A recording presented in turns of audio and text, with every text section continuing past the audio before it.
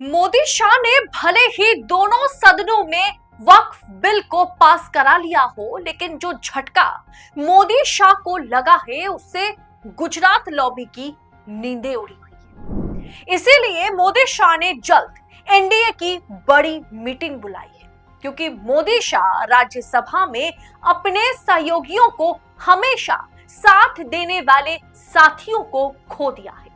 4 साथी जिनका समर्थन अब मोदी जी को कभी नहीं मिलने वाला है। इस चिंता ने गुजरात लॉबी को परेशानी में डाल दिया है। मोदी जी को वक्फ बिल वाला दांव इतना महंगा पड़ेगा, ये किसने सोचा था?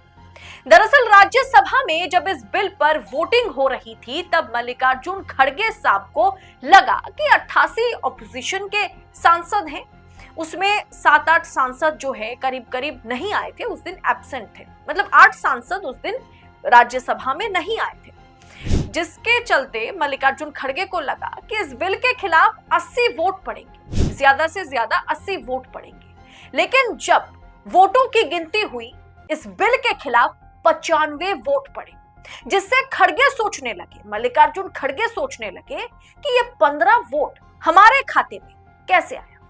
अमित शाह बैठे बैठे सोचने लगे कि किसने बगावत कर दी और 15 सांसद कैसे बगावत कर सकते हैं। जब पूरी लिस्ट सामने आई तो अमित शाह के होश उड़ गए, क्योंकि राजनीति में संकेत ही सब कुछ है, और ये सिर्फ संकेत नहीं दोस्तों, खुली बगावत है।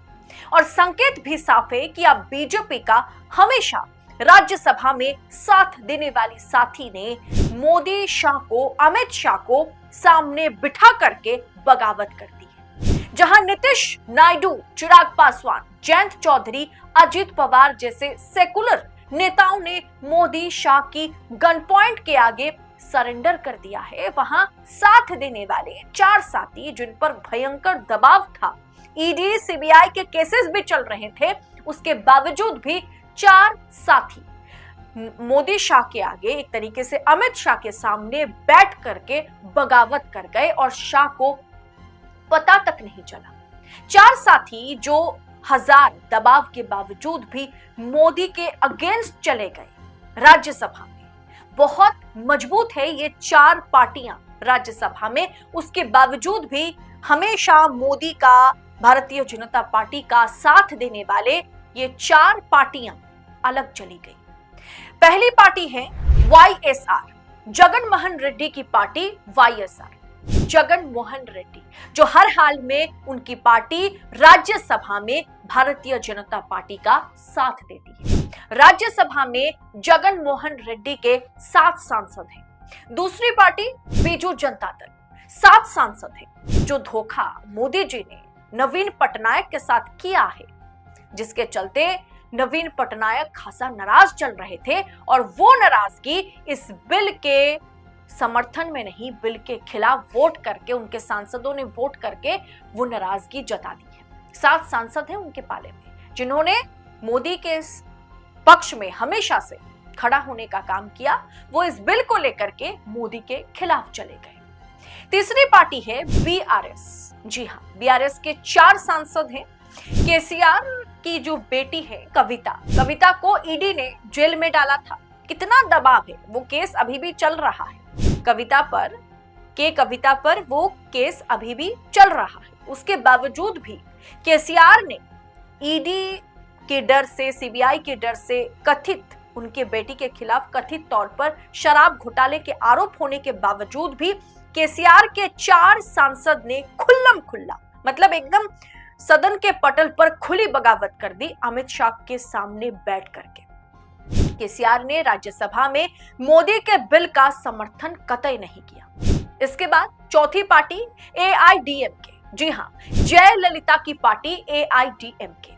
अमित शाह के साथ कुछ समय पहले एआईडीएमके वाले हाथ मिलाते हुए नजर आए थे।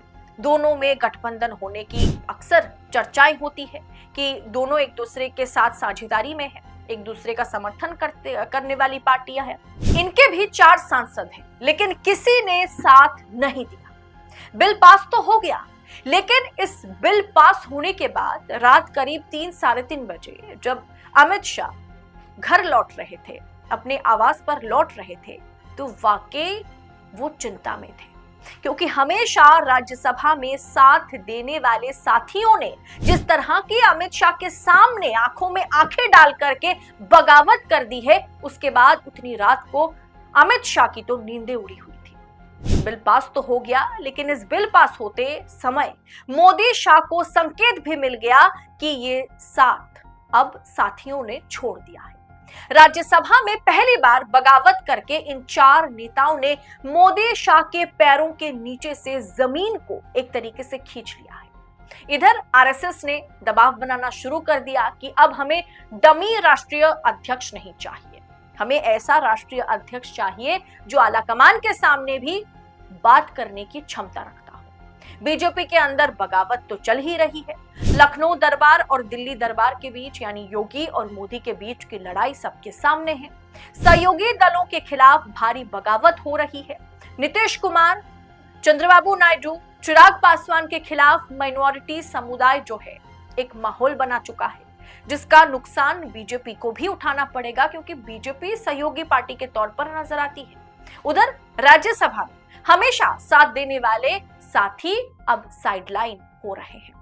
इसीलिए मोदी शाह ने एनडीए की बड़ी मीटिंग बुलाई है, ताकि साथ में कौन है और कौन नहीं है इसकी पूरी की पूरी पहचान हो जाए। दोस्तों, BRS, AIADMK, YSR, Congress, BJD, ये 4 पार्टियां floor of the house Modi Shah के दुश्मन, ये चारों पार्टियां मतलब 4 पार्टियां और इनके मुखिया floor of the house Modi Shah के दुश्मन बन गए और अमित शाह बैठ करके राज्यसभा में कुछ नहीं कर पाए। यानी बिल पास होकर के भी मोदी शाह हार गए और ये 4 दोस्त जो है वो दुश्मन बन गए।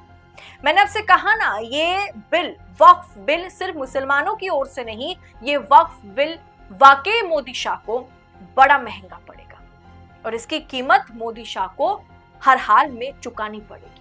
दोस्तों, ऐसी तमाम खबरों को, राजनीति और राजनेताओं से जुड़ी तमाम खबरों को इसी तरह से पाने के लिए 4 PM न्यूज नेटवर्क के साथ बने रहें। इस वीडियो में फिलहाल इतना ही, जल्द होगी मुलाकात। बहुत बहुत शुक्रिया आपका। जय हिंद, जय भारत।